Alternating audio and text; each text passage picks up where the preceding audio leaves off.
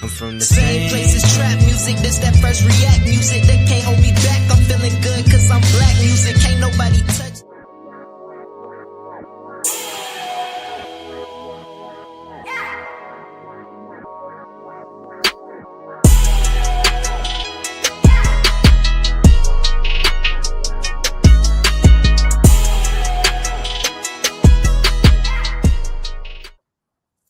Happy Sunday and welcome back to another episode of Cigar Sundays Live, where we define, examine, and analyze words, sayings, and phrases used in American culture.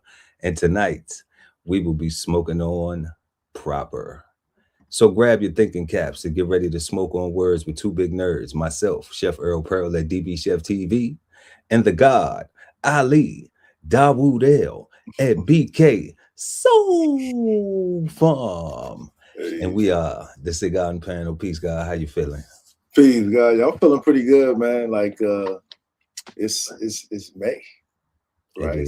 It's May, right? The year is halfway over almost, right? Like so everything is going good, right? Like everything in the garden is growing well. Like all the livestock is reproducing well, right? Like everything is doing what it's supposed to be doing. It's like spring is springing. Spring is springing, right? Right. And, you know, life is lifing, but, you know, spring is springing. And we take our wins and our lessons and we learn from them. And so we have more wins than lessons. Ain't that right? Right. More lessons on how to win, baby. You know what I'm saying? How about you, God? Just, you know, as always, God, thankful for another sunrise. And just looking at the progress, the peacefulness, the progress, and the positivity that we've been able to maintain through overcoming challenges throughout the week. And happy to get back here with my brother so we can do another show and get a little bit closer to some of this knowledge and have fun with it like we always do. And before we get into that, y'all, please make sure to smash that like button and also subscribe to the channel. Hit the notification bell so when we go live, you never miss an episode of Cigar Sundays Live. Also, share the link, y'all. Share with a friend, with somebody that you know that be trying to get their words together too. And then also we're going to tell them, head on over to www.bksoulfarm.com and pick up your copy of 1016 160 Self-Sustainability by that brother right there, Ali Dawood at BK Soul Farm. The link is in the description. And don't forget to subscribe to DBCHEFTV on YouTube, y'all, right now, to put your name in a hat to win $100. We do it each and every third Sunday of the month, and we will be doing this until 2027, okay? And we might take it past then. But for right now, you want to go ahead and subscribe so we can get you in. And thank you for supporting us, supporting our content. And that's what we're going to do, show some love back with you. So the link is in the description, y'all. And don't forget, we got DB Chef TV and BK Soul Farm merch. Links are in the description. And like we always say, if money's tight, it's all right. We're going to still love you if they do what, God? Smash that like. Absolutely. So we're going to go ahead and jump into proper and our questions for tonight's word. Our first question, what do you think of when you hear the word proper? Second, growing up, what were you told was proper, and does it still apply? And does it still apply today? 3, what historically is the idea of being proper in the Black community concept? 4, how does social media influence what people think is proper today? And 5th and final, last but never least, is the word proper bad, good, or misunderstood? And you know what y'all got to do. You got to stick around to the end of our exchange of these insights to find out what the Cigarden Panel thinks. And we want to know what you think too, you know. So let us know in the comment section. either during the live chat or in the comment section, depending on where you watch this at. And we appreciate y'all for that. So what we're going to do is go ahead and get to our first question. What do you think of when you hear the word proper? And then we're going to go to the definition. But let's go ahead and go to the guy, Ali Dawood at BK Soul Farm. What do you think of when you hear the word proper, God? Peace, God. Peace, God. So the very first thing I think of when I hear proper, I think of hoity-toity. Hoity-toity. I think of, I think it's equivalent to being nice, right? Nice. After what we learned, what the definition of nice was, right? Not on what we think nice means, but off the definition that we learned. I also think that it's the quote unquote right thing to do, right? It's that common respect or common decency that you hope that you hope for, that you hope is reciprocated, or hope to have, right? That is shared amongst everybody, right? And I guess we'll go into it, further in the questions. But yeah, like my very first thought, it's hoity-toity, like the proper, sitting up straight, shoulders back, chin tucked, your pinky in the air when you drink your stuff, and so like mannerisms, super duper manner. That's why I said equivalent to nice, right? Because I think those things are niceties, right? Things that people just do in front of each other that they may not necessarily want to or would do if that person wasn't there in front of them. Like chewing with your mouth closed. Yeah.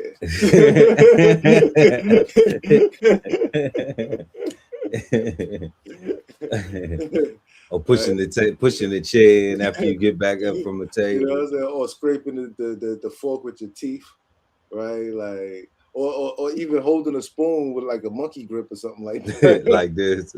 Like this. Holding the spoon like this instead of like, like you got some home training. Is that home training? Or is that being proper? Right? Like, and that's what that's like, so the latter things of what I was saying would be equivalent to home training, right? The common decency and respect that you would hope that is reciprocated, right? Like that is like you said that perfectly, like that sums it up for me. Like it comes down to home training. Problem with that is everybody's home is different. Everybody's home rules are different. Everybody's home culture is different. Everybody's home is not even a home. A lot of it is houses that just look nice.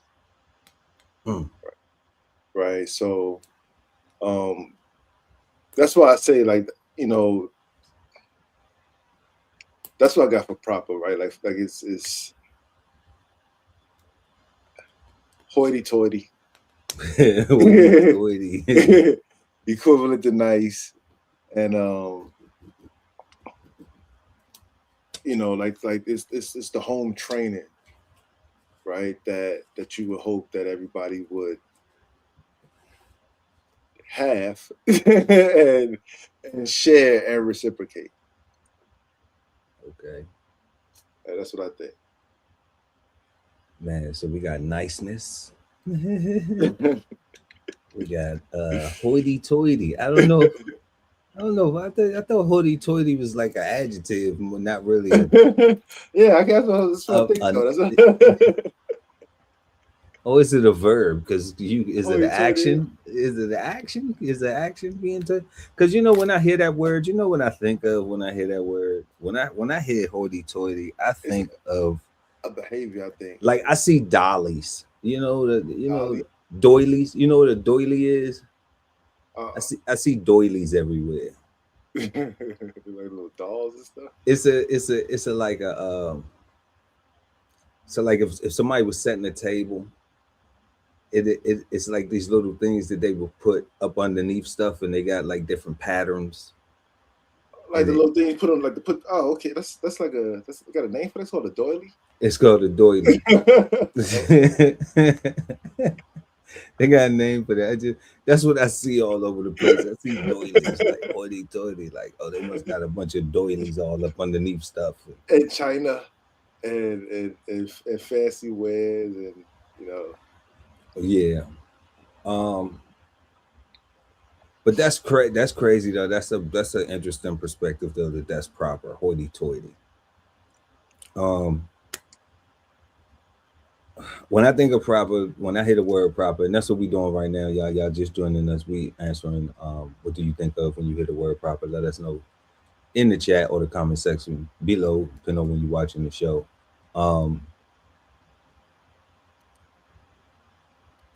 I think of like discipline, a standard,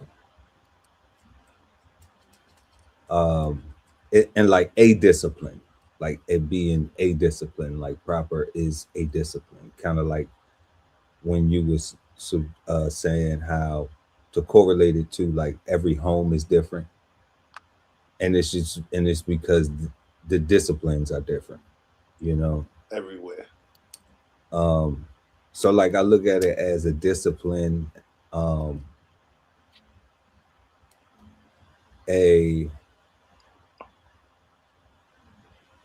a standard, you know, where it's like, okay, this is a way you should conduct yourself.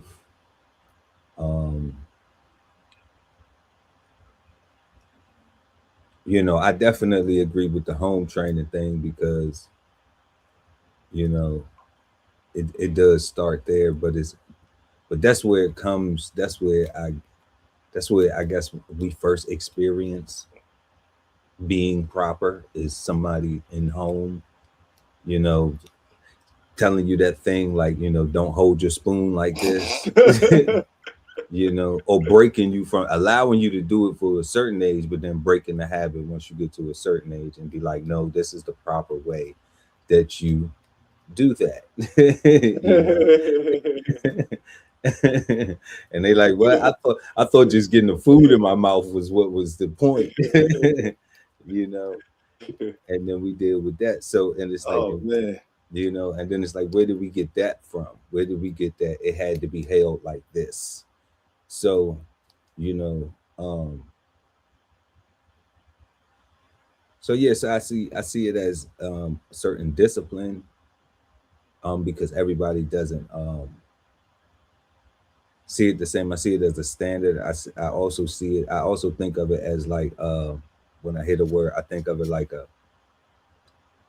almost like a way of a characteristic of a person in their intentions. I know that's kind of like some connected dots, but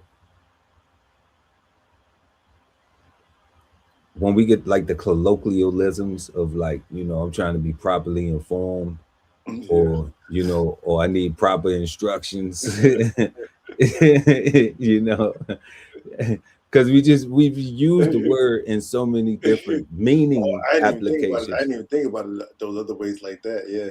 You know, and that's why I'm like, you know, because it's like when you first think of it, you got to figure out how's it being used first. Exactly, right. Exactly. You know, like what's the intentions? Yeah.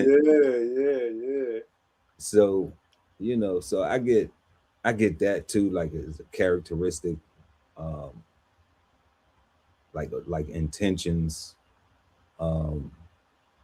because you have to try to figure it out first, since we don't have a standard. We don't have an agreed upon idea of what it is in colloquial communication, you know, because, and we also take so many words and make it slang. You know, like I think Snoop Dogg used it. What he say? To break me off a proper chunk, I think I take a small piece of some of that funky stuff. You know, so like a proper chunk, You know, so it's like when you hit, you know, like we get it. Like that's what I think, God. Like it's just like, okay, it's you know, it's being presented in so many different styles and contexts that, you know, yeah, I get the discipline, I get the standards, I get the intent on it. Um, I get that I have to figure out, you know, how it's being used or why it's being used, the context of why it's being used. Hell yeah. You know. So yeah, so that's what we got. That's what we got on that. What we think of when we hear the word proper. Y'all let us know in the comment section. Huh? I'm curious what the definition gonna be now. Yeah, definitely. We about to go ahead and get to that right now. Y'all let us know what y'all think in the chat or the comment section below. What you think of when you hear the word proper? You know, when you was talking about the proper way to hold a spoon, right? And somebody breaking them out of doing this or allowing them to do this for so long. I thought about my granddaughter, and I thought about, you know, baby girl, that's not the right way. You gotta the proper way is to hold it like this. And she'd be like, oh, but why? And I don't really have a why. Other than that's the proper way. Like, what's the why? Like, what? Like, why? Like, besides that, make you look savage. Like, what's the difference? Like, what's the why? Like, is this more better for my wrist and my thumb? Like, why? And I don't have the why. So I know.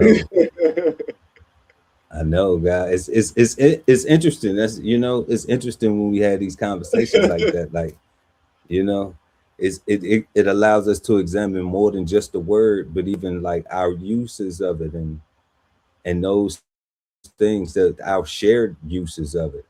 That's significant, because in a certain day, right, it would be like, don't ask why, just do what I'm telling you to do. You know, that's how I grew up. You know, you know, that's what it was like. What, you don't have a why? Why, God? Yeah, it's like you don't have a why. It's because I'm saying that, and I'm not gonna tell you the wrong thing to do, or you're gonna get your hand parts tore up if you still keep doing it like this. You know, I'm gonna beat it in you to change it.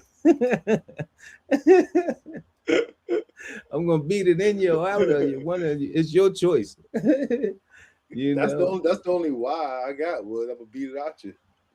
And I'm just like, damn, was even it'll make you think, was even the way that we hold a spoon and a fork, utensils, a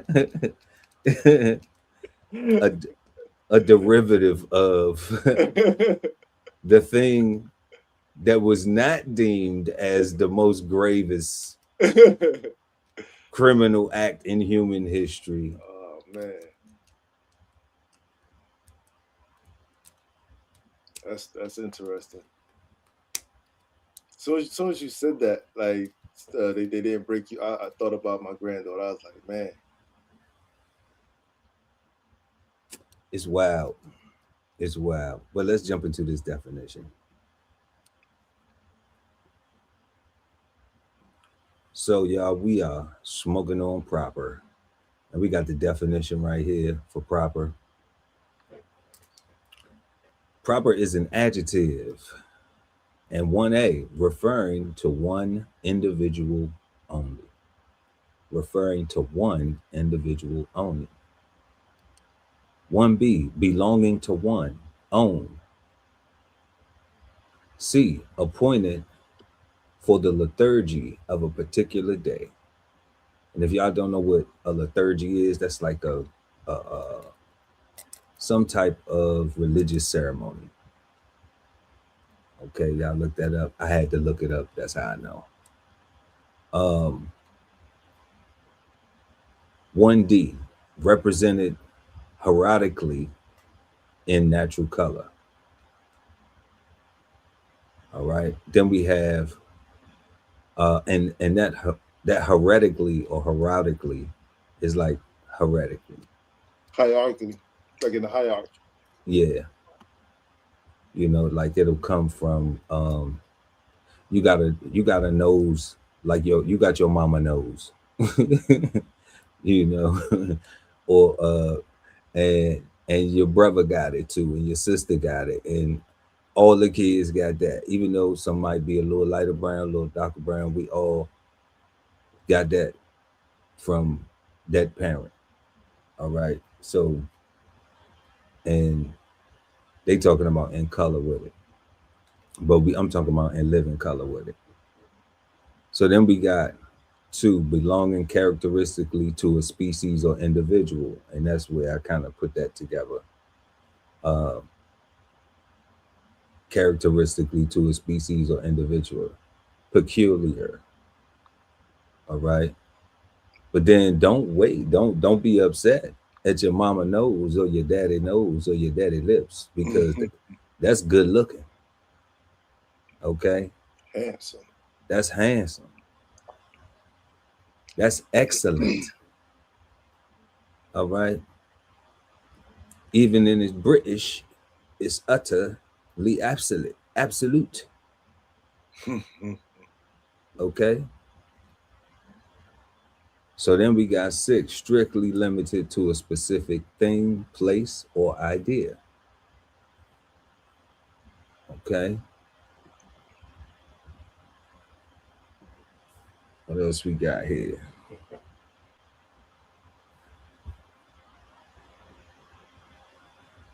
Then we have correct.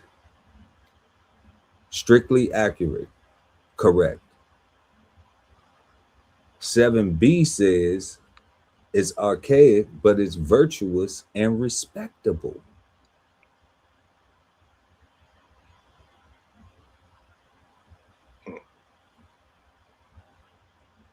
Then we have C, strictly decorous,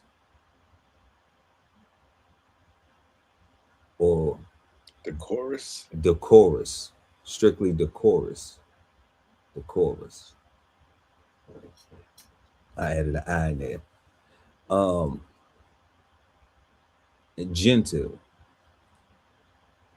Okay. Then we have 8, marked by suitability, rightness, and appropriateness. Is fit.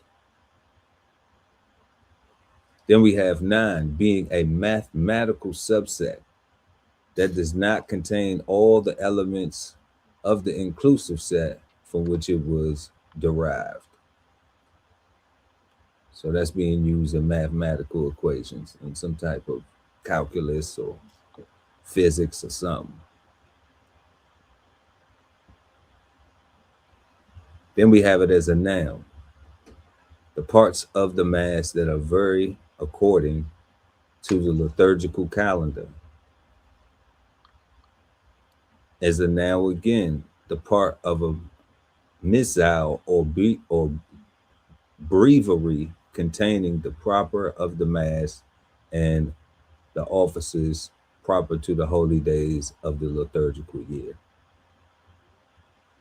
All right. And then we see it last but not least as an adverb, in a thorough manner, completely. In a thorough manner, completely.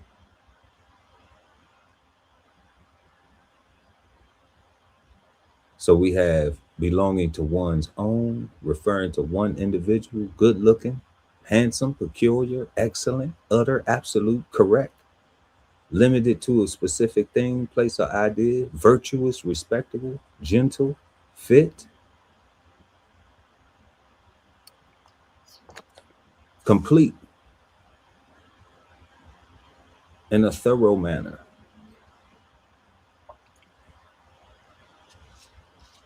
And liturgical is spiritual in nature, biblical in origin. So proper. Now let's see what the thesaurus gives us. So God, you was touching on it right there. We see that word too popping up here. We saw polite. That's a form of niceness. Mm-hmm. So we see as in polite is given to us as in correct, as in formal, as in appropriate, and as in characteristic. Okay, Characteristic. okay, okay. So let's start with polite. As in polite, following the established traditions of refined society and good taste. Refined society and good taste. So what that would tell us is, oh man, I'll bring it right back. So what that would tell us is, I seen that happen when it happened. What that would tell us is that holding our spoon like this, like this, is not. I think it's safe to say that it is not refined and in good taste. That's it. It's just not polite. You found the answer. Because it's not polite. Because it's not polite. It's gonna hurt somebody's feelings. That's horrible. That's horrible. I mean, whenever we gotta tell the babies, I know we gotta tell the babies something, but I'm just like, wow. I don't want to say that. I'm just saying, but I'm just like, damn, like I don't want to say that, God. Like I gotta say it's polite just so you don't hurt nobody's feelings and you trying to get your food down, you know what I'm saying? Like you just trying to eat, but it's somebody's feelings gonna be hurt. Look at the way they're eating. Look at the way they're eating. Oh, it's disgusting. It's disgusting me. Oh my God. Oh man. Okay. Yep, it isn't polite. Okay. So we have similar words. Polite, satisfactory, respectable, correct, acceptable, decorous, niece, adequate, formal, decent. It isn't decent. Man. It isn't decent. It isn't elegant. Dress.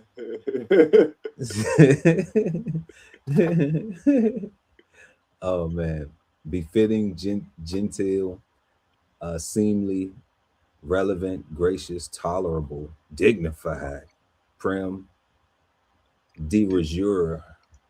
Is that what that is? De rigueur? I was gonna say de rigueur, but de rigueur sound better. Okay, permitted, apt, dressy, compatible, authorized, congenial, stuffy, harmonious. It isn't harmonious to the dinner table. It's not kosher. You heard that. Material, allowed. It isn't allowed. Priggish. And it's so stiff.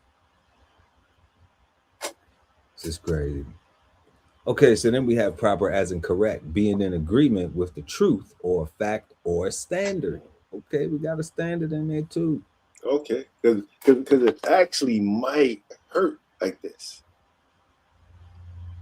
Right? That might be a truth that the biologist or somebody got to say, or orthopedist got to tell us that this is going to harm you if you eat like this. But so far, it's just polite. So far, it's just not polite. It's just not polite. Yeah, because it would be creating a truth or or trying to get some facts out of it, pulling something out your hand parts for real. Like, that's crazy though. When we talk about the inception of it, but then it goes to correct, accurate, true, good, precise, right, exact, so logical, valid, legitimate, dead on, perfect, veracious, on the money, bang on, sound, spot on, I like on, that. on target, rigorous, strict, flawless, impeccable, stringent, faultless, infallible, letter perfect, errorless, and inerrant. So Hmm. that's not too bad. That's, like all of these things right here are things that you want clicking in areas of your life on the proper side. you know, you want you want violent stuff. You definitely want it to be legitimate. We don't do prison. You definitely want to be on the money. You want to be on the money. You want to be rigorous with it. That's consistent, on target. Some stuff you want to be flawless. You know, Even inerrant. even inerrant. Yeah, you want to be faultless at times, errorless. Remember, we was talking about trying to have more wins, so we have less learning lessons. That's it. You know, And these are just things that you can just strive to do and strive to be, right? Because there's no way to actually be perfect. no. I to, mean, to be faultless. no, you to, just to be an error, to be errorless, like there's no take way. Take it up with your maker. Like, like they only say there was one guy. I ain't heard of no other stories about. I heard a lot of stories about a lot of different people, but only one story person got it perfect. Like, so we trying to be logical. Yeah.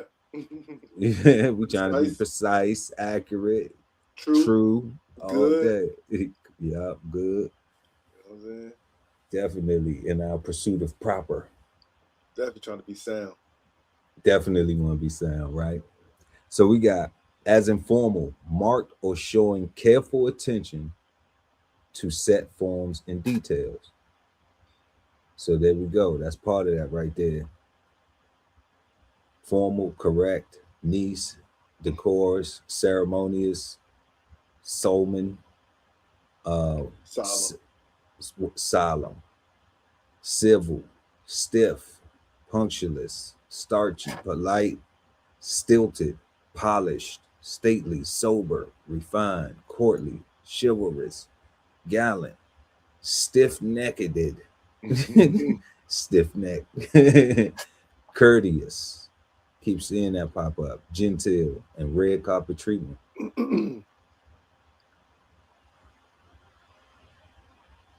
Genteel keeps popping up too. Mm-hmm. Yeah, nice is popping up. Correct keeps popping up too.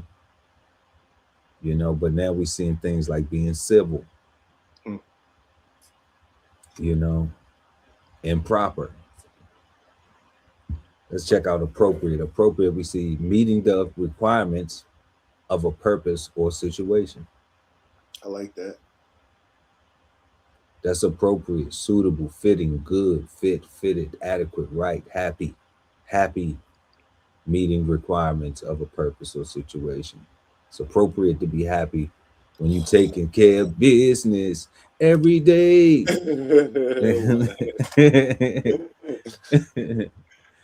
Applicable, meet, in order, pretty, needed, acceptable, balance, apt, becoming, fallacious, Felicitous.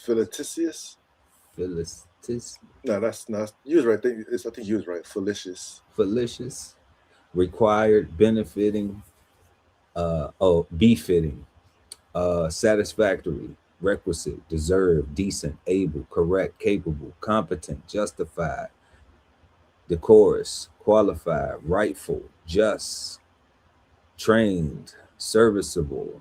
What else we got here? Respectable. It's that condign, tolerable, kosher, harmonious, cut off. Sometimes you gotta cut out. You gotta cut out. You gotta cut out the bad stuff. when it's appropriate. That's right.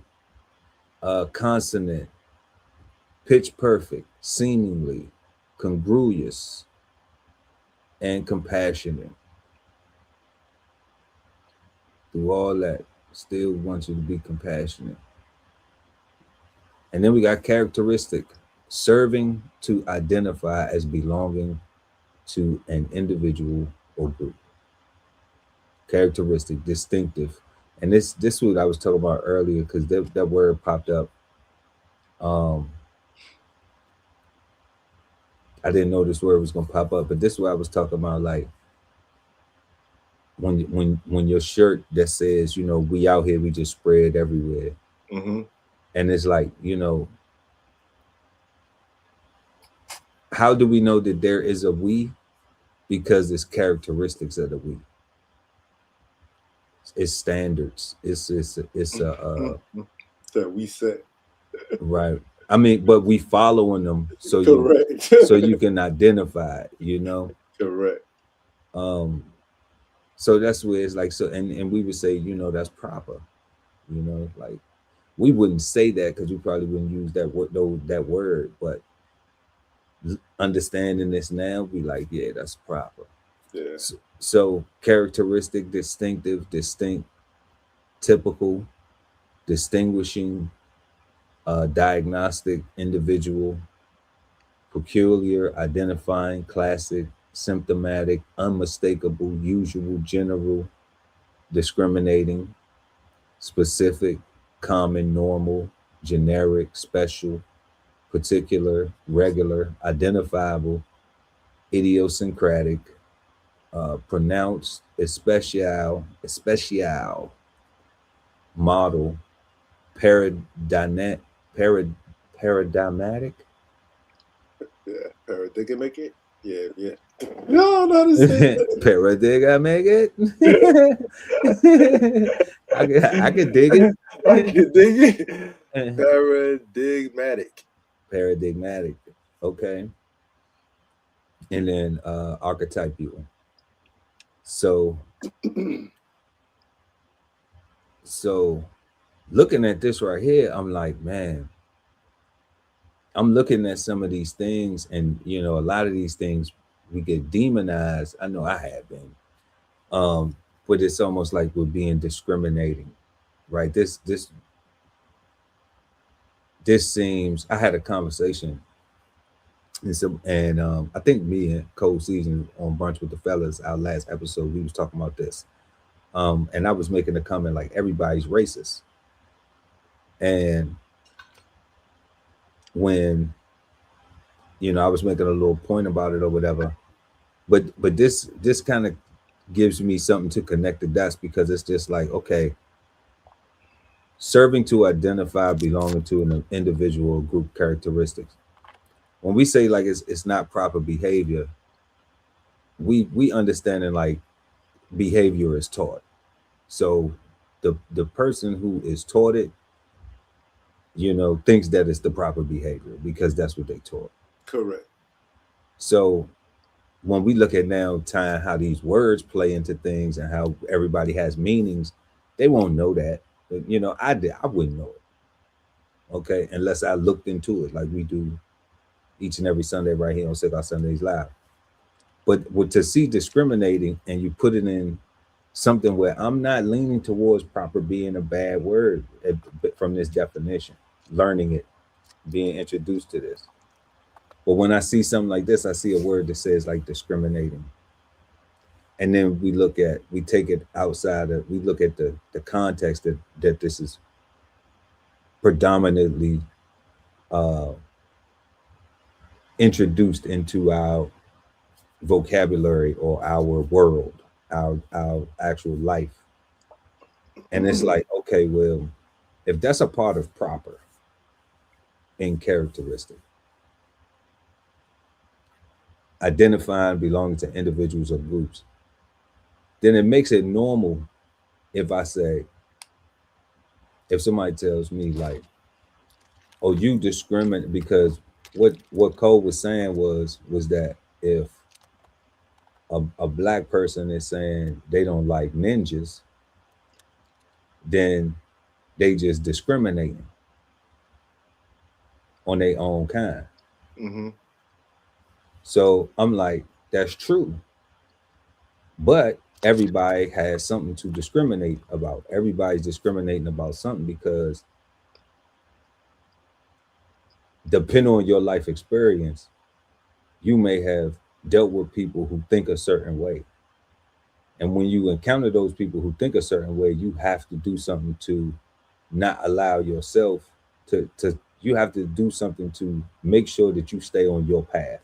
Correct. If it Yeah. does not align with theirs. Yeah, discrimination, discernment, about the same Right. thing. So you have to discriminate. You know, therefore you would have to have some type of characteristic, a distinctive something about a specific or normal about those certain people that you come in contact with and how they act and how they think and how they do what they doing. So I'm saying for this purpose, something identifiable. Right. Even as it's definitely identifiable, but that's how you know. We don't, we don't know it till we see it or we hear it, you know. So that's why I was just like, nah, I think everybody got racism in them because it's part of American culture, because colonization started the whole idea of racism, you know. So yeah, it's just interesting that in a word like proper, we see a word like this surrounded by so many other positive words that we would say positive being used in this context, even just serving to identify belonging to an individual or group, you know. And even though they give us this context of malaria and other diseases that are proper in the tropics, I mean, you know, we could easily change out the words and finish and rearrange that sentence.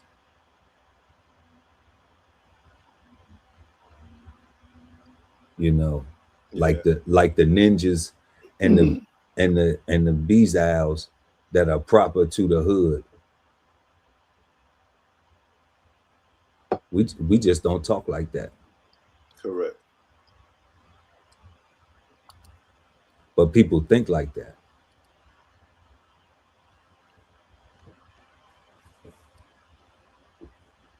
You know, people think like that. So we got proper referred to one individual only, belonging to one, to own. We got proper as an own. We got appointed for liturgy of a particular day. You know, that's like a master of ceremonies in a religious or spiritual type of situation. Then we got this hereditary thing in color. Then we have being characteristics that are related to characteristically speaking to species or individual, very peculiar. We got good looking, we got handsome, we got excellent, we got utter, absolute, limited to a specific thing, place, or idea. We have correctness, we have virtuous, respectable, we have genteel, we have fit, and then we also have complete in a thorough manner. You know, so y'all let us know what y'all think about the definition in the comment section, and we're gonna go ahead and get to our second question.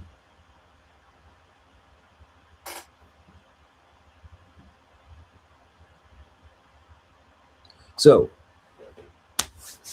God, growing up, what were you told was proper, and does it still apply today?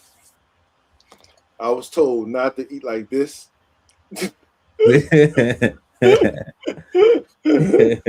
And it still applies today. Well, why? Now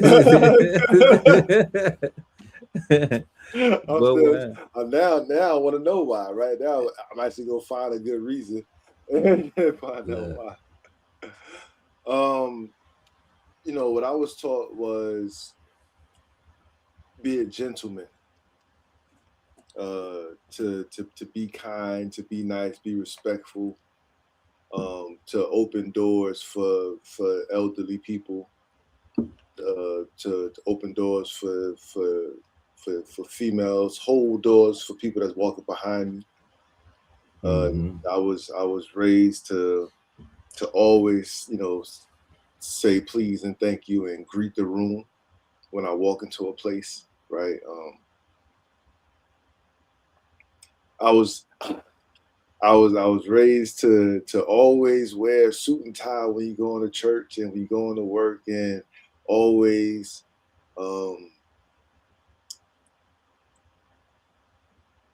look corporate, or professional, right? Because that was safe.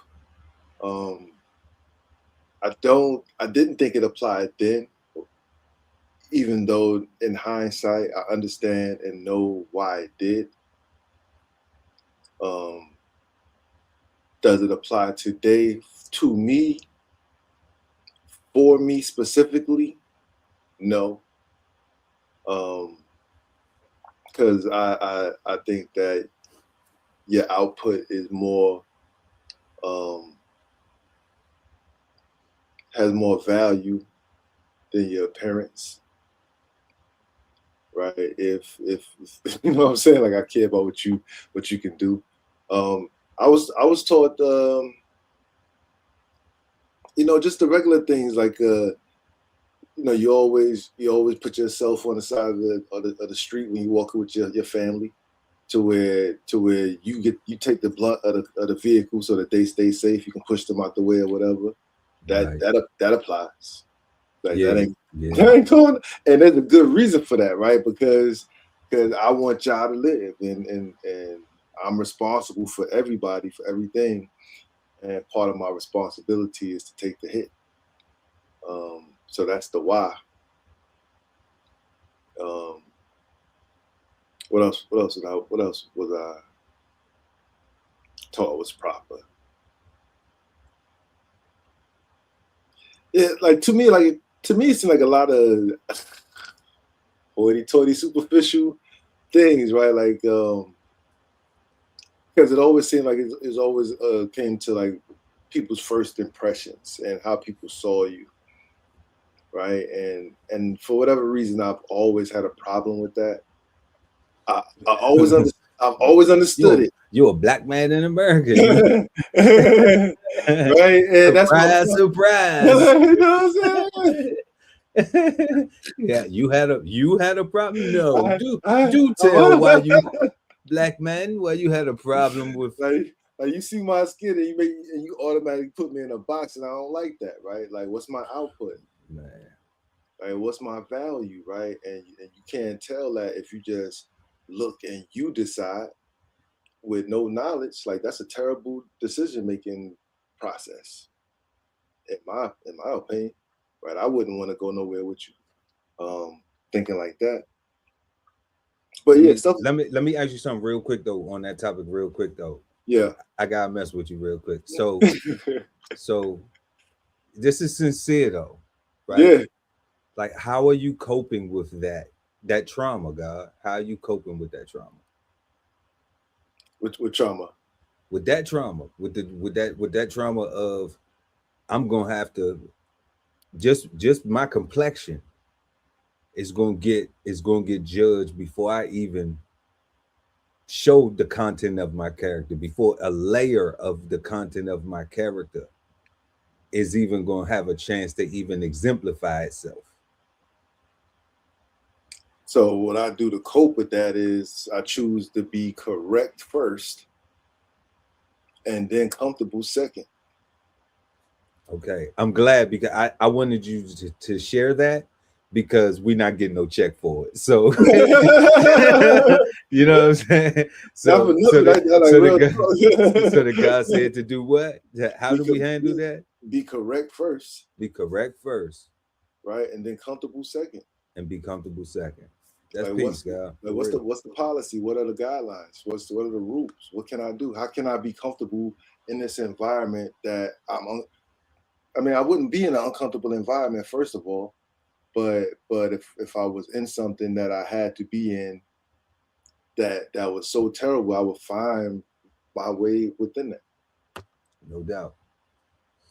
No doubt. Because they just not because those are traumas that African American Black people really lived. And we, you know what I'm saying? And they just said it ain't gonna be no check for that. So like, There ain't gonna be no you know, check for that guy. you know what I'm saying? So like at first, guy, I ain't even have you know, I had my beef, but I ain't had nothing to keep. I ain't had nothing to wear on my sleeve. You know what I'm different saying? though when they say it. But now I got something to wear on my sleeve, and I'm just it's like, you know, now it's like, so what you mean? What you mean? What you mean? Yeah, now I got something to wear on my sleeve. Yeah. You know, so I just gotta. I want to point out those things that we experience. You know, but then also make sure that people notice that, like, if dang, I go through that too. What's the solution? Because nobody else cares. Yeah, you got to be correct, and then you got to be comfortable. You can't get comfortable first. If you get comfortable first, you're gonna be wrong. You got to be correct first, and then get comfortable. Right? Definitely. So, right now, y'all, we talking about growing up. What were you told was proper, and does it still apply today? Let us know in the comment section. You know, share some things with us that you grew up with, that you were told that was proper. You know, a lot of things we share similarities growing up, and some of the things you were saying, like, you know, when you go to church, you gotta wear a shirt and tie. You know, and I recall like so many different things. Man, because you know, like I was a knucklehead as a kid, so like the teachers could spank me because that's how much I wasn't trying to remember the proper stuff. And but it was so many things between what we were talking about earlier, like the home training. You know, when you get in somebody's car, you know, ask them before you just start rolling down the window or you start touching anything in a vehicle. You know, if even things with animals where it's like, you know, if the person has a dog, like, and you like it, you ask them, can you pet their animal first? You know, like you don't just go up to them and just, because what if your ass get bit? The dog don't know you. You don't know if dog friendly or not. You know, I still think that applies to today. And I still think getting in people's car and touching stuff applies to today too. You know, other things like being courteous when you go into people's homes. You know, you don't touch nothing. You don't. You know, you sit where they tell you to sit at. You know, you don't put your hands on stuff. You don't pick up stuff. Going in the stores, I remember going in the store. It used to be like, you know, don't touch nothing. Don't ask for nothing. Don't even look at nothing, because you ain't getting nothing. So, That's so funny. So don't even look at it. You know, and oh no, I quickly started having me some money like 11 years old. I wasn't with that going in the store with the nothing no more. Like, nah. Every time we go in here and I want something, I need to grab. You know. But even today though, like that lesson still resonates with me, because it's like because I look at it like, okay, was it proper? I mean, it was the proper thing to do when you are a parent and you got mouths to feed and you on a budget and you trying to stick to your budget. You know, people may disagree with the language that was being used, but I mean, everybody now be like, oh, kids will be kids and they badass kids. So you just talking to them all kinds of, you know, not considering the language that the communication habits that you're establishing with the children, you know. But I look at it now, like, does it apply now? Because that's part of our question that we answering.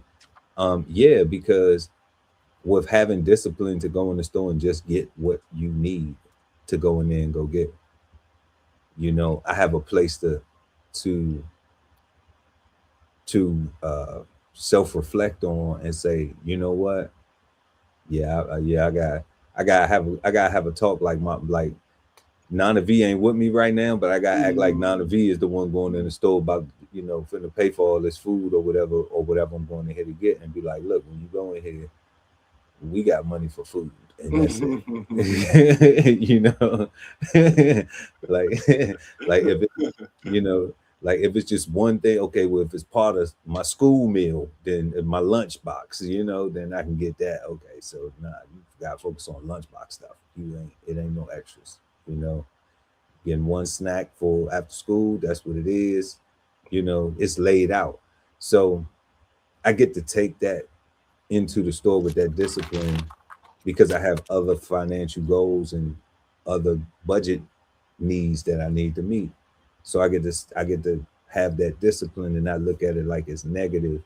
I get to find the properness of it, Yeah.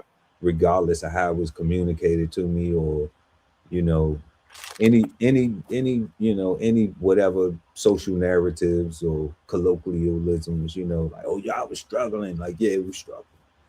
You Yeah, got we me. struggling. Yeah, but we here now. So um chewing with your mouth. What was another thing, like chewing with your mouth open, um chewing with your mouth closed, sitting at a table, like you couldn't do that. They wouldn't allow us to do that at home, especially not at grandma table, like grandma and granddad table. They wouldn't allow us to chew with our mouth open. I had a couple of aunts that might let it slide, like, he just chew, but I think that was because they got told they couldn't chew with their mouth, They just let them slide. Right.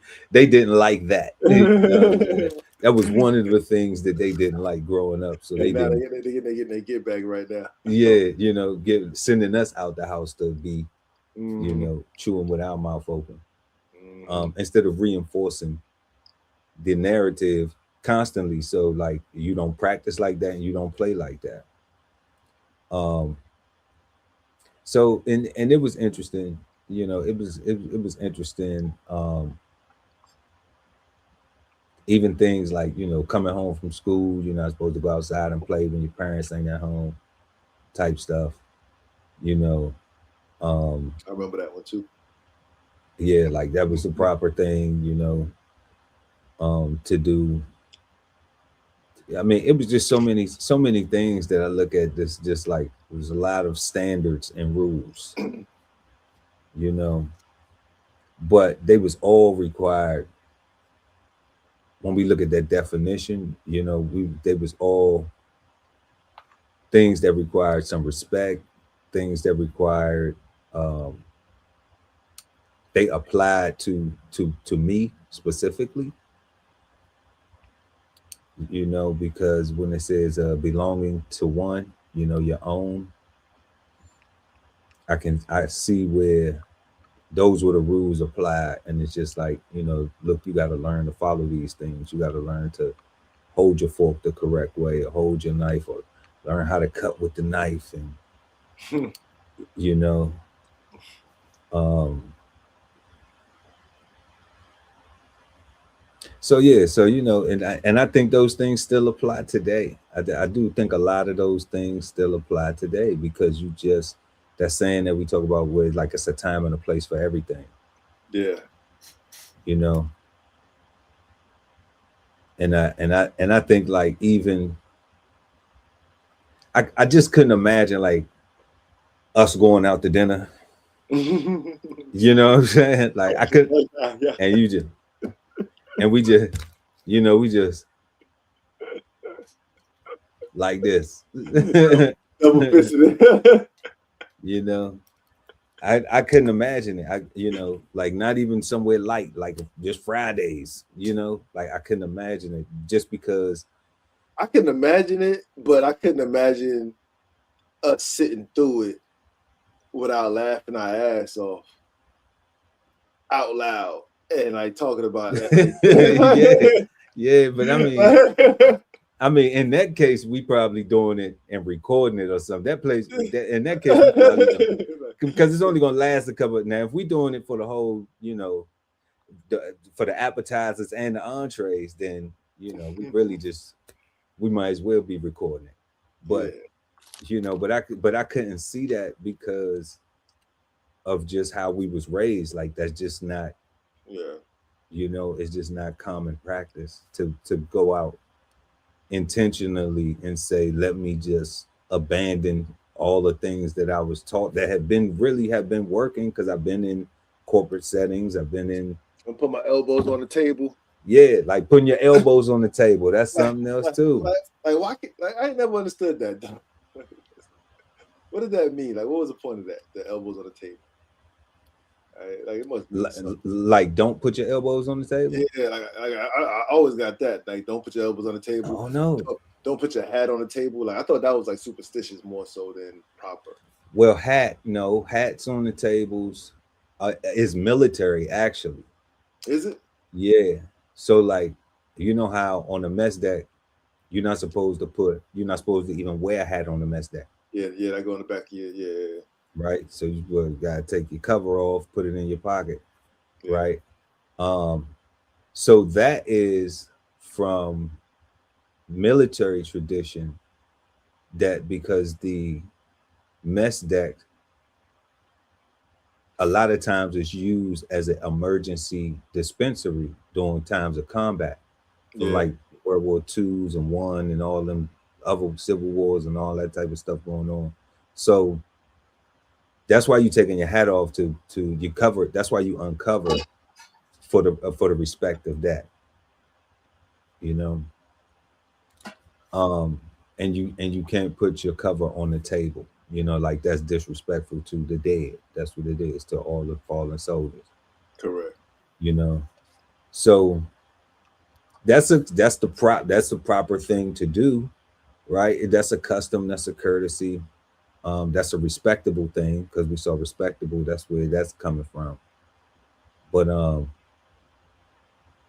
the elbows on the table, I just think that was always a thing of, I don't know, giving everybody their room, their space, and it's rude. No elbows on the table. That would be something. You looking that up right now? Yeah. What was no elbows on the table for, right?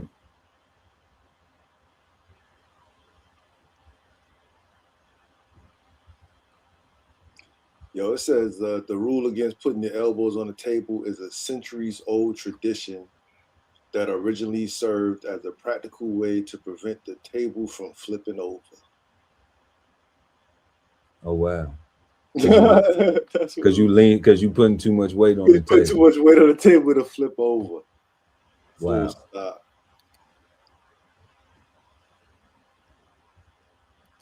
So interestingly enough, people have carried on this tradition of teaching it's bad table manners. It's bad table manners. Like it's bad to put your elbows on the table. But nobody said because it's gonna flip over. Now, now we got to answer for it. Well, why I can't put my elbows on the table? Because you might flip it over. I'm not that heavy. I'm not that big. I ain't gonna. Then we gonna get 4 legs. They got 4 whole legs. We need to get a more sturdy dining room table. We need to get one. Why? So you can put your elbows on the table? No, just don't put your elbows on the table. Oh, that's funny. Yeah, God. Yeah. Yeah. So so what moving to our third question, which ties into that. What historically is the idea of being proper in the Black community concept? And y'all let us know what y'all think growing up. You know, what were you told was proper, and does it still apply to you today? Let us know in the comment section below to know when you're watching the show, y'all. So what we got, God? What historically is the idea of being proper in the Black community concept? Because you know we have to use Black community concept nowadays because you know they looking real unfamiliar. You know, when I look at the word historical, and I think idea, and I think of my grandmother and her mother, my grandfather, I think the idea was safety, right? How can I make sure that this young person behaves in a way that is safe when they leave this house so they can return? So make sure that they say yes sir, no sir.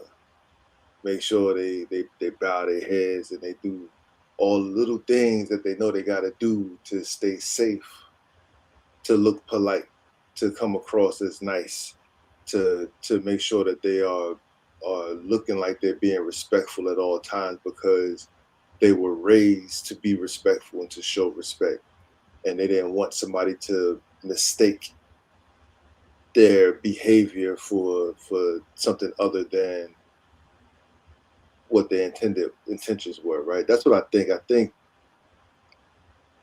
like even the whole, you know, I think about me and my dad. We clashed a lot on appearance and how I dressed things. I always wanted to express myself my way, right? My clothes didn't necessarily have to match all the time. I might put on 2 different socks, 2 different sneakers. Like I just felt the way I always felt and wanted to just be me and wanted the freedom to do that. And he always wanted me to be cookie cutter and look like everybody else, right? Don't stand out at all. And right or wrong, I don't know, right? I know I'm here today, successful, you know, living my life, grandfather, right? Being super productive, happy, right? But I did go through a great number of years where I had to conform to a standard that wasn't mine, right? And to get to and be able to maintain my happiness, I had to be willing to conform to that standard. And and because I had good home training of practice, right, that standard wasn't too that standard wasn't too foreign or too strange to where I wasn't able to complete it and do it right. So I was able to fall in line, and when I was able to exhale, I exhaled. That's right. Right, and that's how that goes, right? But that's what I think about when I see that sentence. The historical idea. I think all this stuff has to do with making sure that we behaved in a way that the police didn't want to kill us. No white person wanted to lynch us. Nobody wanted to accuse us of anything crazy, right? We didn't even look like we might have stole something because we didn't even dress that way, right? Like our shirts was tucked in, our gig line was gigging, right? Our shoes was even shine. Yeah, we used to shine, shoot, you know what I'm saying? I shiny remember shoes, clean shoes used to mean something. Used to mean something, guy. Like I remember being clean, and it meant a lot. And they do now, right? But we didn't hear about people stepping on your your loafers, you know, back in the day, and then somebody died. Like now, somebody step on a sneaker, you know, what I'm saying? a tennis shoe, and daggone, you know, and it's yeah. But that's what now they on the t-shirt. Now it's they ridiculous. on the t-shirt. Yeah, but that's what I think. I think is I think safety is when I think about that question. That's how it hits me. I think our ancestors put into us a fear of being safe and make sure we act right. make sure you act right when you leave this house. Dad know, going so that you don't die. so that you so that your hind parts make it back. So you have to make it back. For real. Definitely, guys. So y'all just joining us. We smoking on proper tonight. Make sure to smash that like button. We appreciate y'all for that. Please, please, with the sugar on top. We are answering currently our third question. What historically is the idea of being proper in the Black community concept? I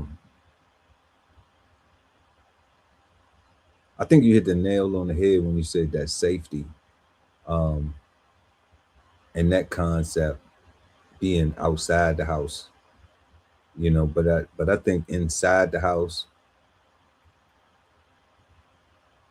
we was trying to have a concept of where people were striving to do better. Now, I understand how, because I was just having this conversation with Cold Seasons, how we were asking the United States, the whole civil rights movement was Black people asking the United States to be considered equal, to have a voice. So even with the desegregation things and all of that, it was asking to have access to be treated like the white folks, fed just as fairly. Okay. We want to be treated like white folks. Not I realize mean, they hate each other. You know what I'm saying, guys? So like, that's the tough pill for people to swallow though when you look at it like that. Not realizing World War I and II, it's all them. Yeah, like we ain't had nothing to do with that.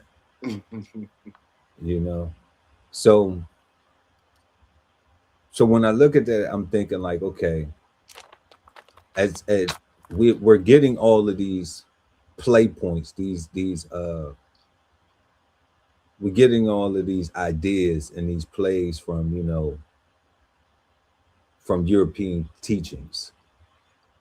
So the one in the house with the picket fence versus the land with the mules and the chickens and the ducks and all that, because that was being traded for that, that was being trade off, but not being trade off to us. That's what southern landowners was trading in to try to be more city sedity. So our narrative was we were just poor. We were just trying to have something. So we were striving for something better. And I mean, based on their stories. And then we seen based on the slavery story. If we just came over here and had nothing, and then it was slavery, and then you freed us, and then we had to fend for ourselves. It wasn't no handout, no money, no help. Just a few good white folks that may have helped you, and whoever else might have helped you out. Like, what I'm saying? Like that's the story, God, right? I told you, Thank you, Mr. White Man. You saved us. Oh gosh, thank you. I'm just saying, like, like for real, peace. Sticks. So it's like, okay, if that's what the narrative is, right, then that's what the history is. That's what we're gonna go with. That's on the claim, right? So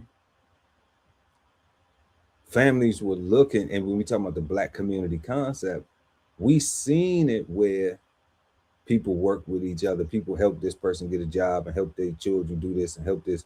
When we had Black communities, because we wouldn't have had the whole civil rights history without there being Black communities to be able to organize that type of stuff and get it done. Because not a concept, but a whole community.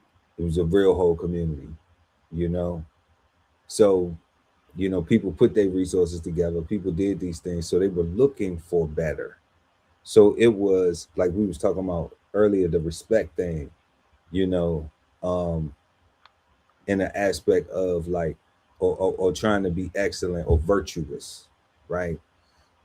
They it would be like, okay, well, if I'm teaching my kids that when they leave the house, they should conduct themselves this way. Like, yeah, they have to do it to make it back home safe in this environment.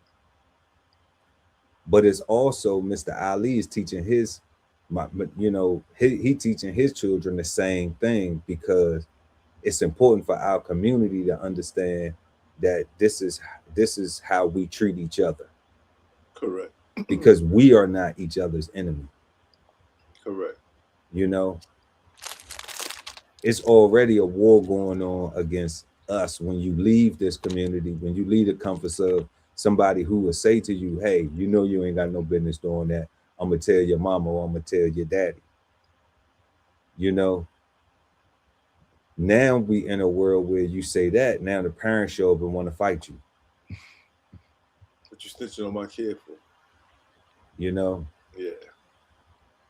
So I think that, I think that it was a desire that properness of what was being communicated was not limited to that survival, but also what we have to maintain in our own community, so that way we can be prepared for anything that come our way, like, because if I know that you conduct yourself like this, and I know, then can nobody come tell me that them children done did this? Can nobody tell me that Mr. Ali did that? Like, and that's not to say that people don't have they days. We say that nobody perfect. They only got one story for one perfect person.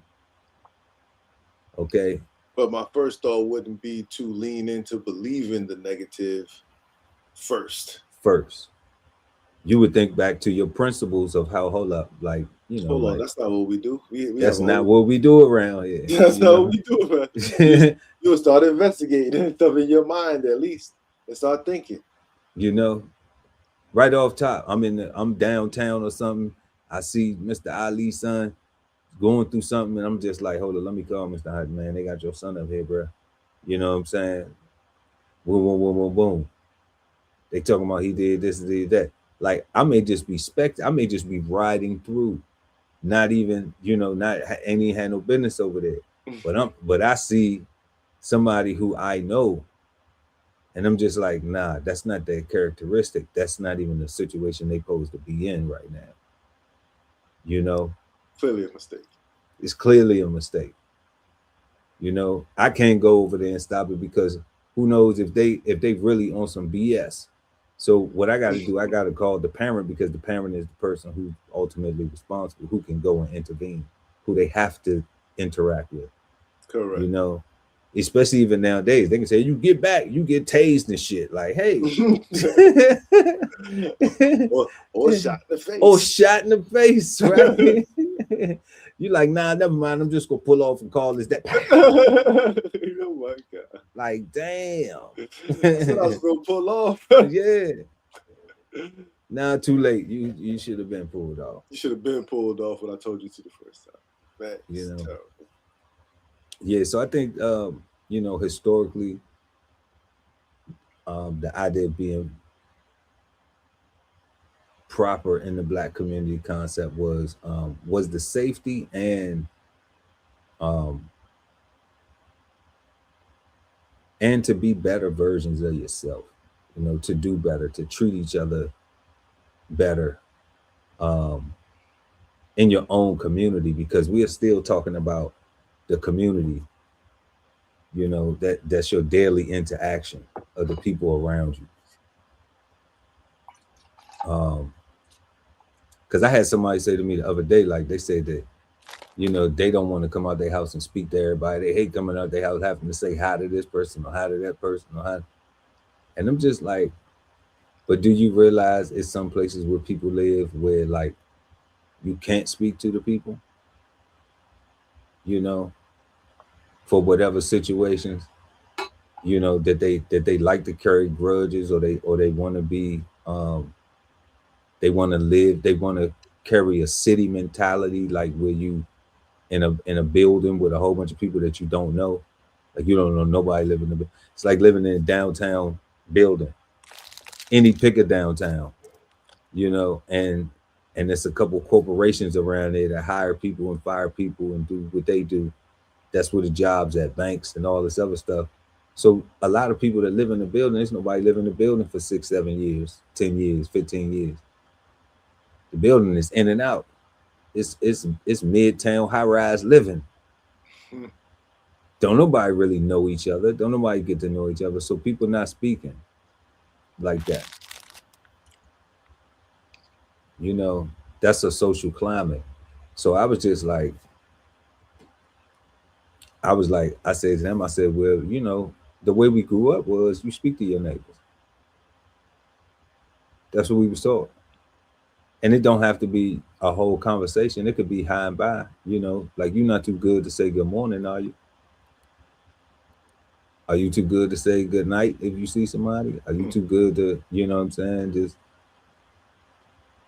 you know, well, if you are, then that's fine, you know, like it don't matter. But when you taught that, you know, it's a difference between you being taught it and you never been taught it. And now you complaining about it being in a better place in life and you don't want to speak to nobody who ain't bothering you. You know? So that was just interesting to me because I was just like, dang, here's a person who actually has who has grown up where that wasn't what they taught, because we grew up in the same household periods of time, and now they're in a better place, and you know, just people being cordial is a bother. You know, like they ain't ask them to borrow no sugar or nothing. You know, they ain't asking to borrow a cup of rice, nothing. You know, sound like one of those females that go to the gym damn near naked, talking about everybody looking at me. I'm uncomfortable. You know, so I was just like, I don't know. That's we don't come from that. I'm like, just speak back, but say hey. You know, and keep it pushing. Exactly. You know, that's all. Like it really don't hurt that much, family. But y'all let us know what y'all think.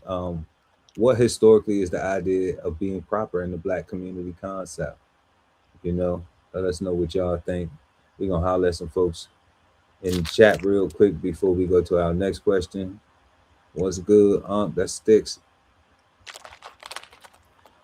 Sticks 99. What's good, family? Then we got Bug in the building. What up, Bug?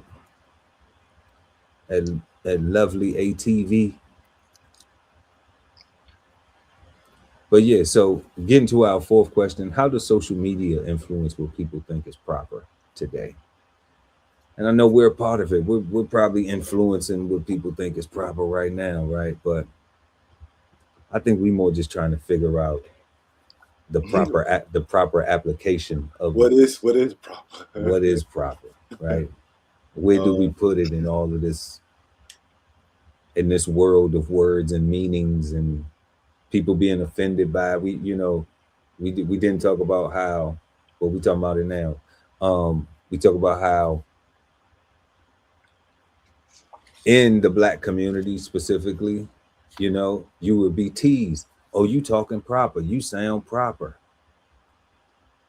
Now how do we get to that, even with, you know, hold your fork the correct way, you know, not putting your elbows on the table, and so all of these customs, courtesies, mannerisms, but then when it comes to articulating yourself and communicating, oh, you proper.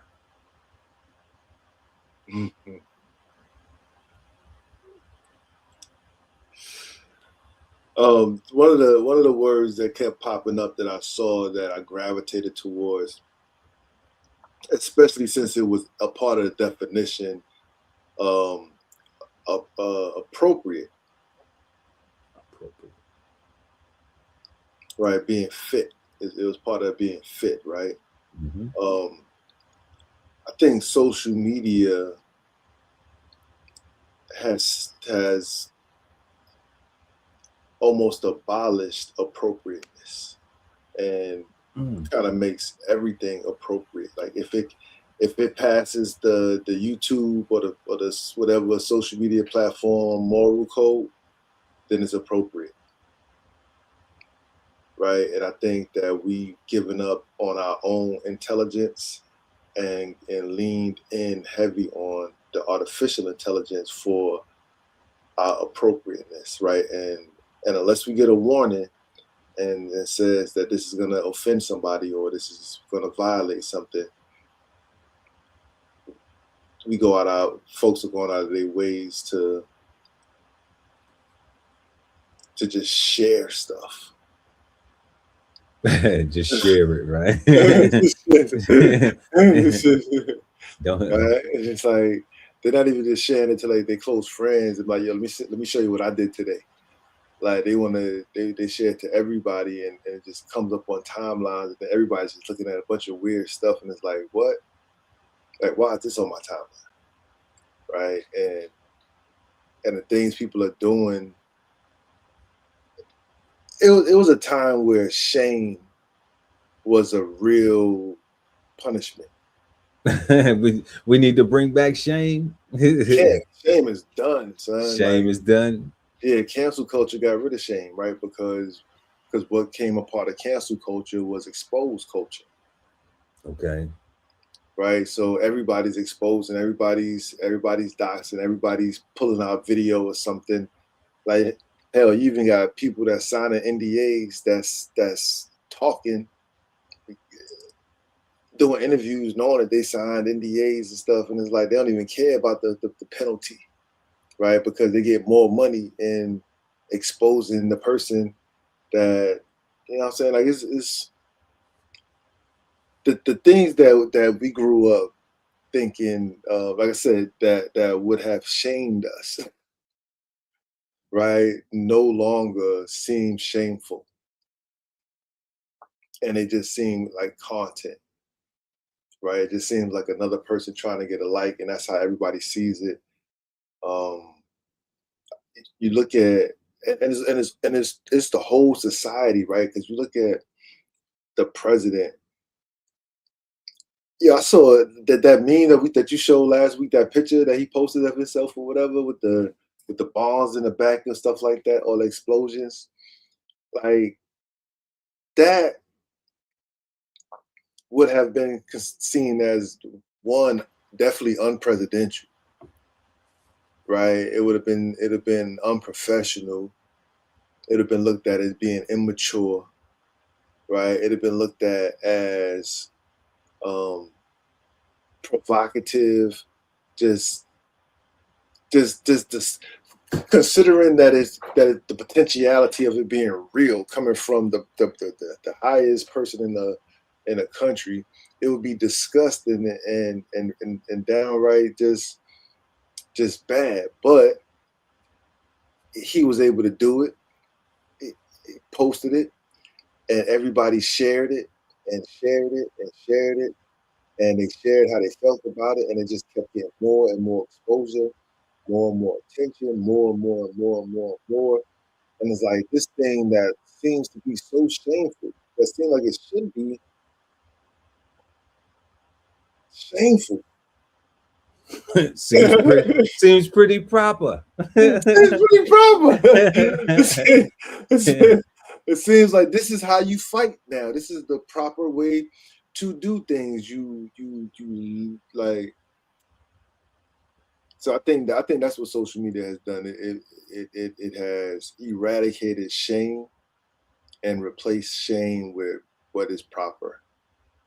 Like it's kind of the way that like we do with slang, and we make it mean something different. Right, but we make it mean something different for all of us, and then it means something different for everybody. that's how I feel like social media is doing that. That's different. So social media is making shame, and it's a lot. It's furthering people's picking and choosing. That's what that sounds like. It sounds like it is enabling more people to pick and choose inaccurately, without having a foundational basis of proper. Yeah, it's definitely doing that for real. Right now, y'all, we are answering, how does social media influence what people think proper is today? Man, I'm definitely gonna go with the idea that it's so many narratives on how to think about stuff, and what's right and what isn't. And I noticed that social media right now has created, the Karen, right? Right. So we have people now who are absolutely not victims, but then they will antagonize things and then want to present themselves as victims, but leave out all of their antagonism, So I'm thinking that, that ties in with this proper thing, because the proper thing is to be correct, and to be virtuous and to be respectable. It's to own, it's to own up to one's things, and be thorough, right? That's it. That's what the definition is given. So, I mean, a person who can be thoroughly and messing up too. You can thoroughly mess up. You can thoroughly make a mistake. But but owning up to it and correcting it, right, is learning from it and not allowing yourself to be in the same situation again. Man, if you don't learn from a thorough mistake, man.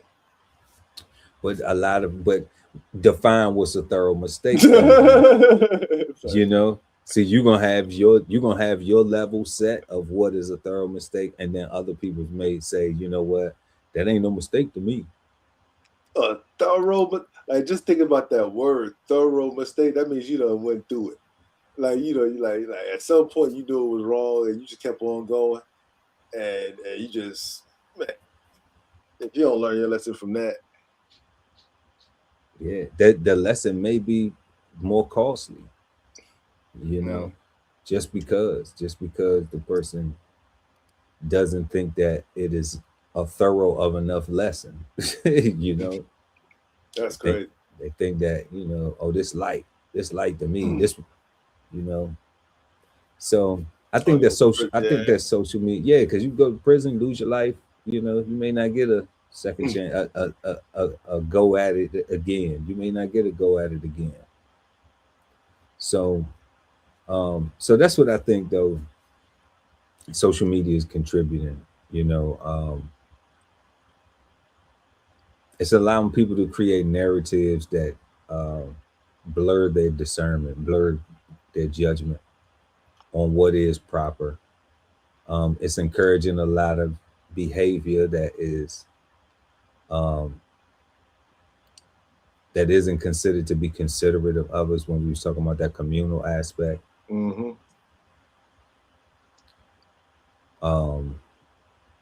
And then I think there's guys like us, who actually try to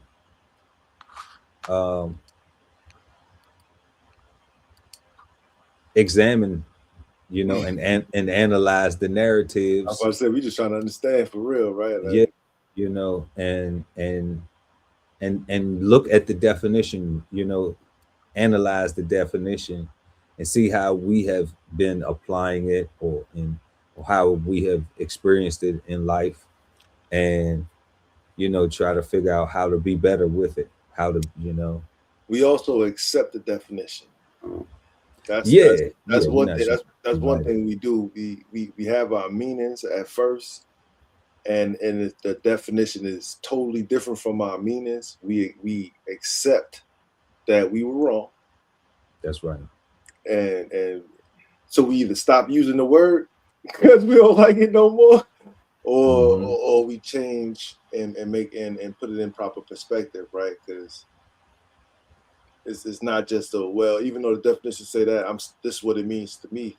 That can't be right, because once we read the definition, that's what we got to go by. yeah, you're wrong. Just say it. Yeah, I'm wrong. I've said it. I'm wrong. I'm wrong. I've been wrong about a lot of these words. I've been wrong. But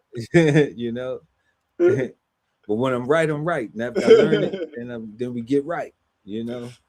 So definitely, and I think that's a tough thing too. I think social media has people not wanting to admit that, not wanting to admit wrongs.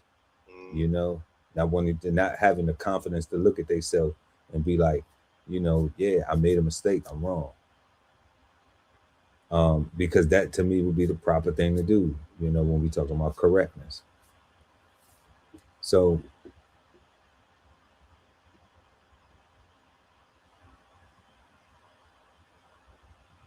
we are smoking on the word proper, y'all. And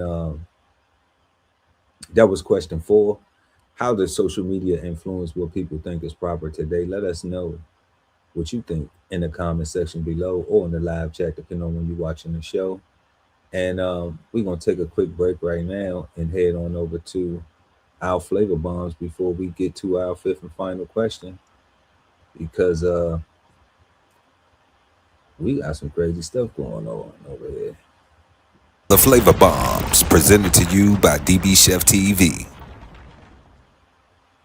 So everybody knows, I mean, if you in America, if you getting around, if you living, if you trying to live, if you struggling, gas prices going higher and everyone is feeling it. Okay. There is no economic class that isn't feeling the prices of this gas. Okay. The effects of this gas and this war and what's going on. So we're going to go take a look at that. Then we got the federal courts are working to limit abortions. So we know that Roe versus Wade got overturned, and what that meant was that women now only have state laws to determine whether or not abortions are legal. And this right here may have just added another hurdle in women's desires to get rid of their babies, or right to freedom of choice. I guess that's the, I guess that isn't as harsh or as real as what I just said. So our third question is, the robots and AI jobs takeover is in full effect, y'all. If you didn't know, now you know. The robots and AI jobs takeover is in full effect. And we got a crazy story that we're going to get into that. So let's go ahead and jump into that real quick. In consumer news, today marks 61 days since the start of the Iran war, and gas prices keep soaring. A gallon of regular gas averages $4.43 right now. That's up 35 cents this week, and $1.45 since the war began. CBS's Olivia Gasses has more. We had an airline go down because the markets were trying to allow two airlines to merge, make them stronger, and offer more competition for the American consumer. Transportation Secretary Sean Duffy blamed Spirit Airlines' demise on the Biden administration for blocking a merger with JetBlue in 2024. The previous administration denied the deal over concerns it would remove a low-cost carrier and raise prices. The budget airline cited soaring fuel costs driven to historic highs by the closure of the Strait of Hormuz. That disruption now rippling through all of the economy. It's really been hard because gas over $5 is hard. You know what I mean? This to fill up is like $80. 42% of Americans say they are cutting back on their household spending. People are not going to spend as freely when they have to fill up their cars. And even if they're not filling up, it's like those high gas prices become a billboard and a signifier for all prices being higher. With the midterms approaching, President Trump is promising prices will fall once the war ends. But Friday, he dismissed Iran's latest diplomatic offer and downplayed the rising prices.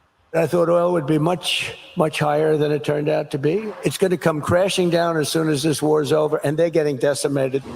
President Trump also following through on prior threats against NATO allies for, as he put it, not pulling their weight in securing the Strait of Hormuz. Yesterday, the U.S. announced it would withdraw 5,000 American troops from Germany, whose chancellor said earlier this week that the U.S. had been humiliated by Iranian leadership.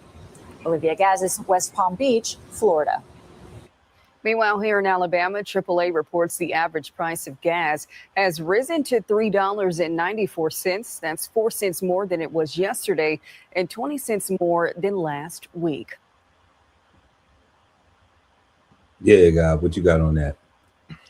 Man, you better start planting your own food before the gas prices start affecting fertilizer prices. Like it takes a while, but everything starts to trickle, right? So you're not really thinking about your belly right now because you're thinking about gas.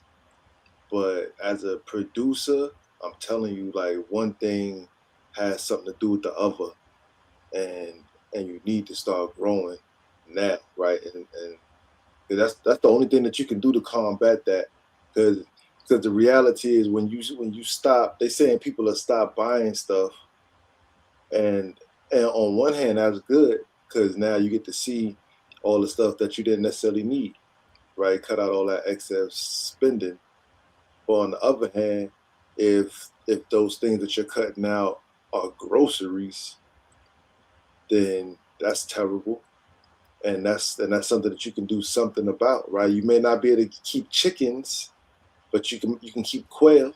They're a whole lot smaller, a whole lot quieter, right? And they drop just as many eggs, if not more.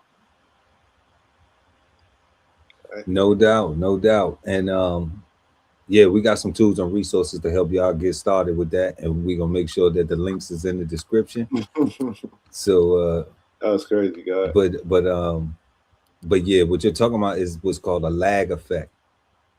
And anytime that there are, we already saw this before, anytime that there is a disruption in production or manufacturing, a lot of times companies will buy a lot of stuff up front. They try to front load it, but it runs out because the demand is still there. People still buying stuff.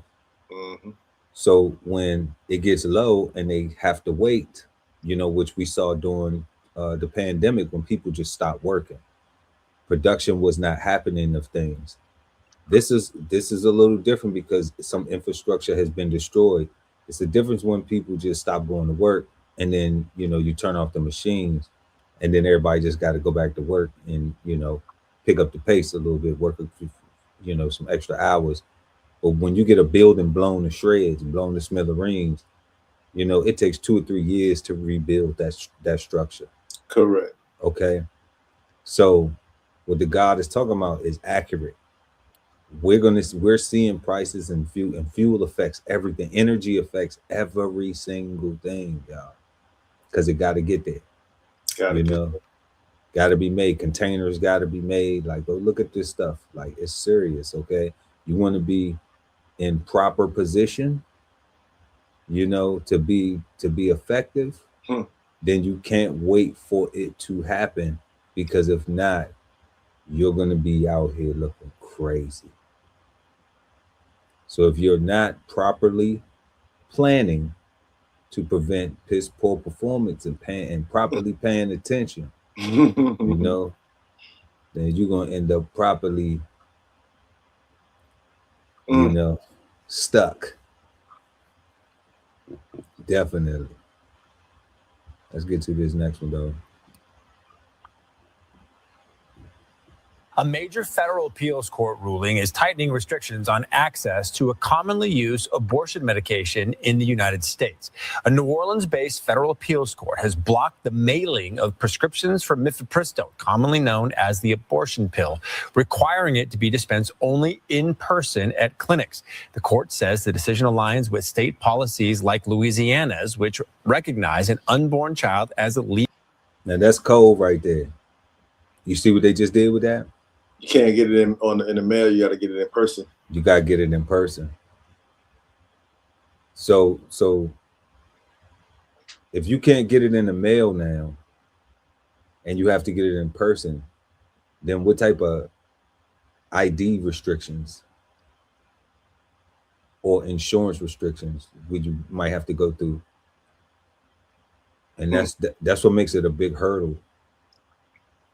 You know, what I believe we are going to see with this, I'm going to go ahead and let it run. Then I'm going to finish that. Legal person from conception. Since the Supreme Court overturned Roe versus Wade in 2022, medication abortion by mail has become a key method of access. Washington Senator Patty Murray is criticizing the ruling, writing, "The Fifth Circuit just told millions of women that 3 judges know better than the FDA, their doctors, and 25 years of evidence. They don't. This restriction on medication abortion is a nationwide abortion restriction, full stop. I have no intention of letting this stand." Okay. What I'm thinking, God, is that abortion medication is about to become like drugs on the street, illegally sold. I'm thinking it's going to be illegally sold. I think so too. Based off that right there, yeah. I didn't even know there was a pill. I thought the morning after was only. Yeah, it's ridiculous, but you know, but at least there is something for, you know, unplanned parenthood. You know, damn.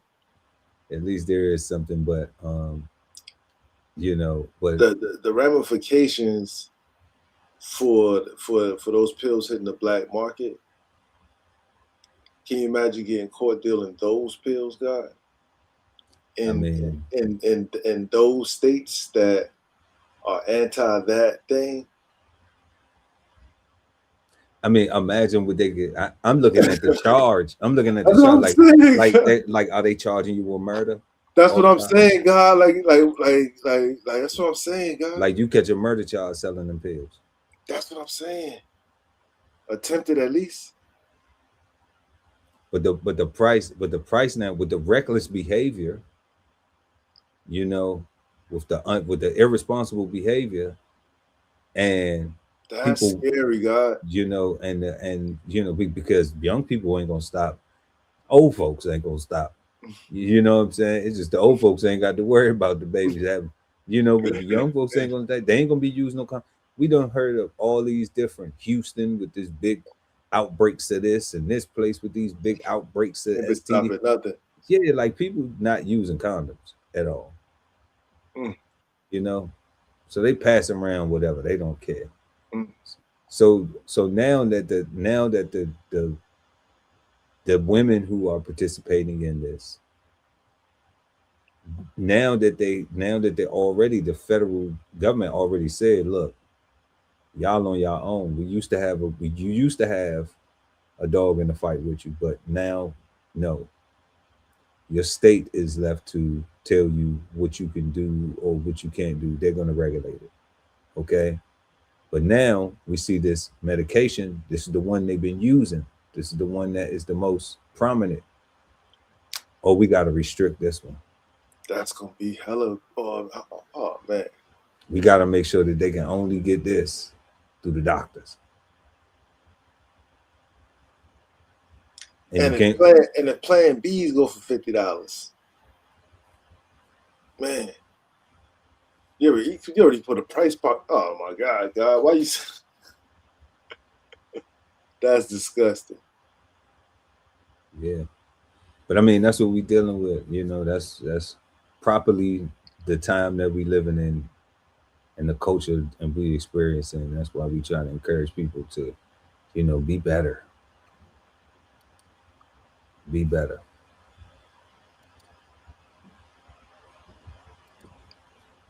We've all heard about autonomous cars, but now there are autonomous trucks. For the first time, a driverless commercial truck delivered freight, completing a 230-mile route from Houston to Dallas on time. This is time-lapse video of that drive with no one in the cab. The company, Bot Auto, argues autonomous trucks are the future. Since there are no drivers, they don't face fatigue or need brakes, reducing overall costs. We go where sometimes humans do not want to go. I-45 is very challenging. There's a lot of traffic. Driverless trucks are only legal in some states. California is not one of them yet, but the DMV just gave the green light to test heavy-duty autonomous vehicles, including semi-trucks on California roads. This small trucking company owner supports the technology. If you ask any truck company what their biggest problem is, it's usually the drivers, keeping them safe and keeping them out of accidents. With automated trucks, those things are easier to deal with. The California Teamsters Union is against the move. They plan to continue pushing for good jobs and road safety, saying the DMV's decision to rush forward with driverless heavy-duty trucks is reckless. Clearly, though, there's drawbacks. It definitely has the potential to improve goods movement, to lower costs of moving freight, but it's going to change our workforce. Experts say these advancements mean driverless trucks could drive 24/7. Truck company Aurora, based in California, estimates there could be 170,000 self-driving trucks on the road by 2035, representing 15% of the U.S. trucking market.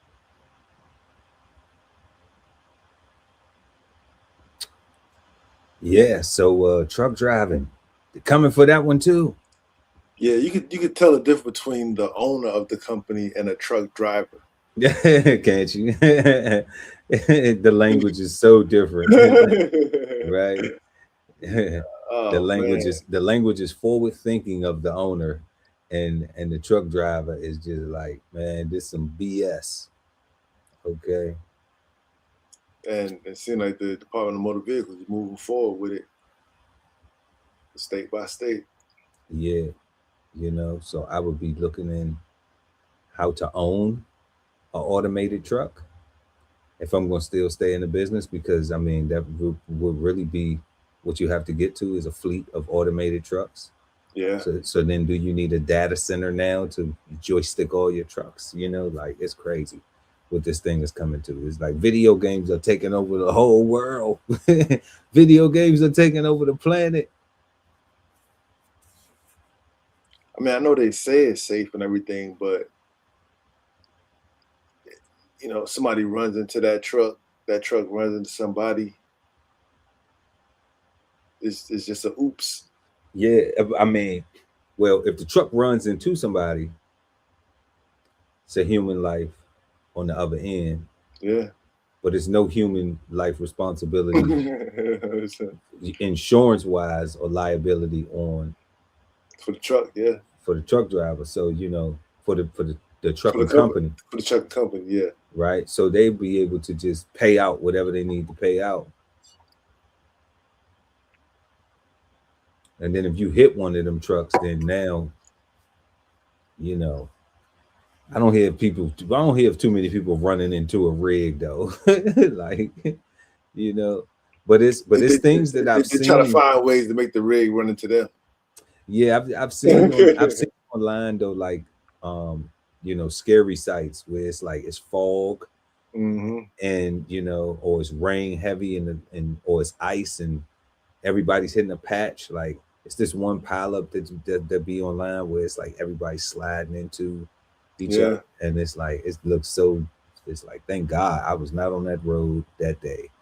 Yeah, for nothing, because a lot of people died. But that's what it looks like though. It looks like a lot of jobs are dying in our face. Yeah, and we're living right through it. We're seeing the development of this technology and the implementation of it, the testing, the rolling it out. We're seeing jobs being lost all throughout the U.S. and they are being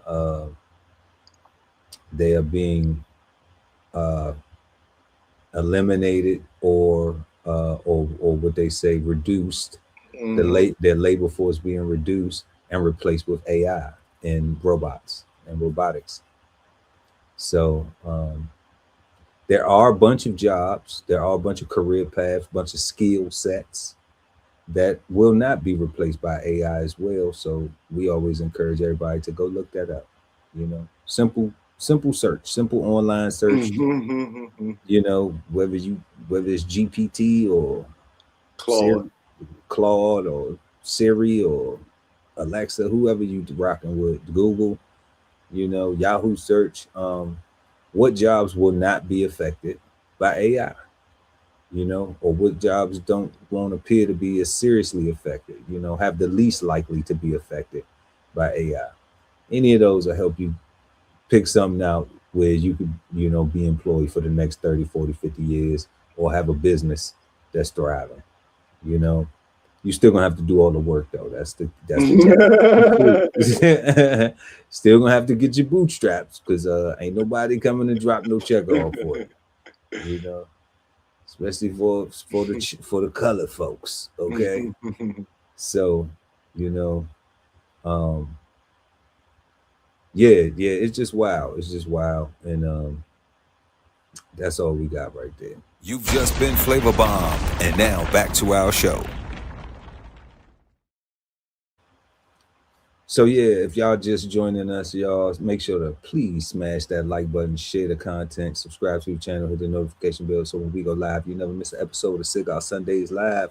We have been smoking on proper tonight, and we are at our fifth and final, last but never least question: is the word proper bad, good, or misunderstood? The God Ali Dawood at BK Soul Farm. Peace. I think the word is good. Peace, God. But I definitely think that it's misunderstood. I feel like we mix and match the politeness and the correctness up with it, right? I feel like as a child, my parents, in the name of safety, right? My grandparents, my great grandmother,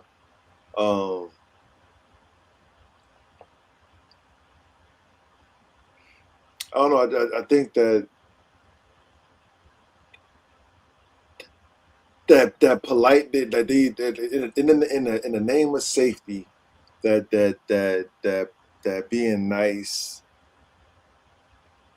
and it became the correct thing and the right thing. Being polite and genteel in those words, right? Became appropriate, right? And not, I guess they was always appropriate, right? Because put on a face for where you at. I don't know. For me, I feel like I still feel like it's misunderstood. I feel like it's being used, but just wrong. It's being used wrong. Yeah. That would make it properly misunderstood. Yeah.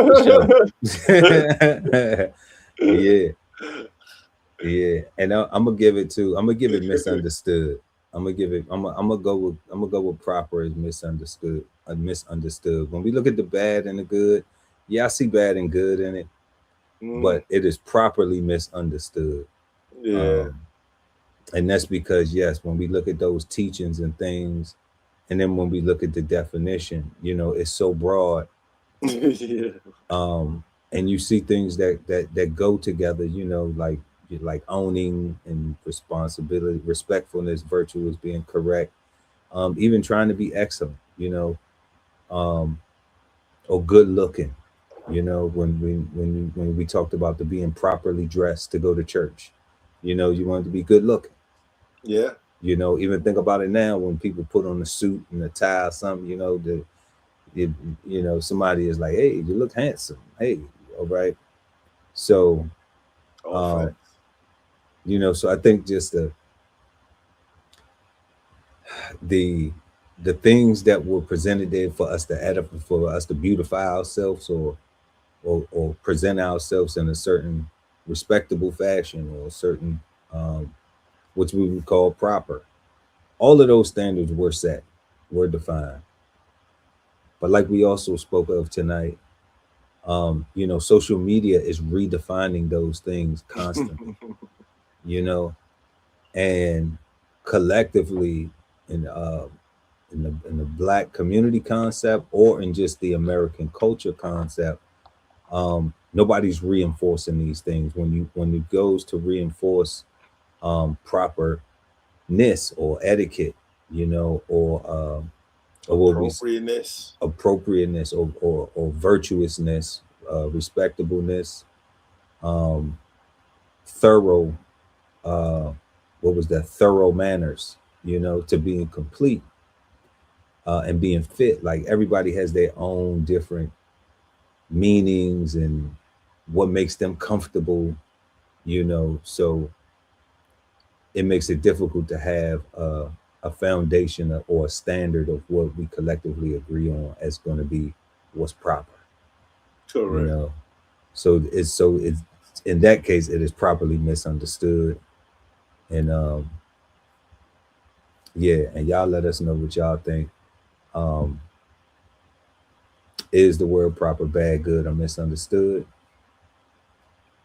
And that's our final question for the evening. We've been smoking on proper tonight, and we went through our 5 questions. 1, what do you think of when you hear the word proper? Growing up, what were you told was proper, and does it still apply today? What historically is the idea of being proper in the Black community concept? How does social media influence what people think is proper today? And is the word proper bad, good, or misunderstood? We would love to know what you think. So feel free to exchange your insights in the comment section below. And we definitely will respond to you. And thanks again for pulling up, hanging out with us tonight, everybody in the chat. So go ahead and give everybody a little quick shout out real quick. We got BK Soul Farm, Peace, Power, and Profit Team. Then we got Sticks 99 right there. Peace.